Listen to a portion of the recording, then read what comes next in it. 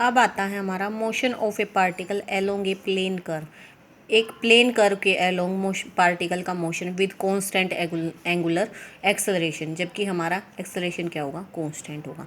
हमने मान लिया एफ क्या है, कांस्टेंट एंगुलर एक्सेलरेशन है, and omega not be the initial angular velocity when time is zero and theta is also zero when a particle rotate about a fixed point। जब एक fix point के along ये rotate करना शुरू करता है, let the line joining the fixed point to the initial position of particle be taken as initial line। Then उस time हमारा क्या होगा, rate of change of angular velocity with respect to time equal होगा हमारी क्या, acceleration के।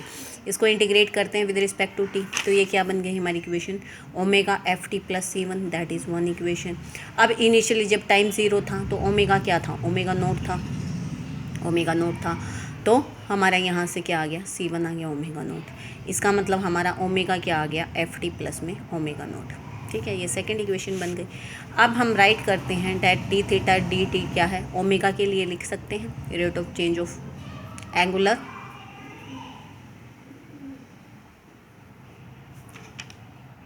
Angle theta with respect to time, that is omega. Then D theta upon D T क्या हो गया, omega naught plus F T. अब इसको again हम इंटीग्रेट करते हैं विद रिस्पेक्ट टू टी, तो यहाँ से हमारा सेकंड कांस्टेंट आ गया। जब हमारा टाइम जीरो था तो थीटा क्या था, हमारा जीरो था, तब सी टू हमारा जीरो आ गया। अब इसमें पुट करते हैं तो ये थीटा आ गया हमारा।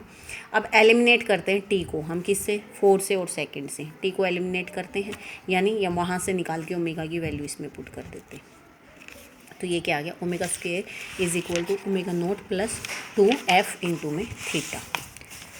तो हमारे रिजल्ट सेकंड, फोर और फाइव क्या है, similar to the result of rectilinear motion with constant acceleration, that is ये इससे सिमिलर है।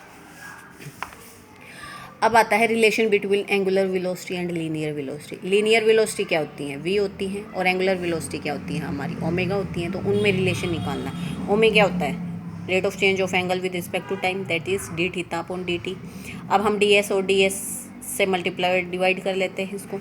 अब D theta upon D S हमारा क्या आ गया, one upon R, R D theta upon D S यहाँ से, और साइन फाई एंगल क्या आ जाएगा, यहाँ देखते हैं, let the linear velocity of point P R theta at any time T and V which along the tangent at P, let phi be the angle which the tangent at P.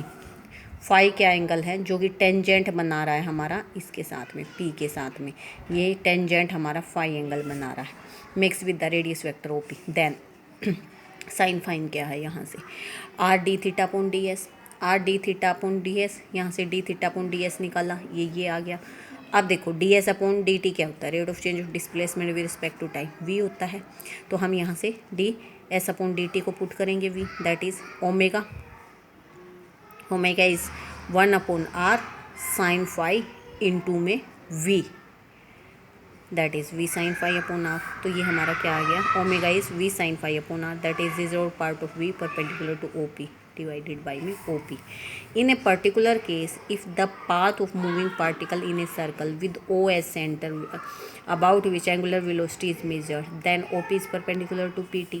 तो हमारा OP क्या हो जाएगा, perpendicular to PT हो जाएगा, so that phi is pi by two, phi pi by two हो जाएगा। तो ये क्या आ गया हमारा, omega V by R, that is V is W R. ये क्या है हमारी, R radius of the circle जिसमें पार्टिकल मूव कर रहा है। अब करते हैं examples. The coordinate of a moving point at any time T are given by X and Y. Prove that it's acceleration is constant and find the direction of motion eight any time T.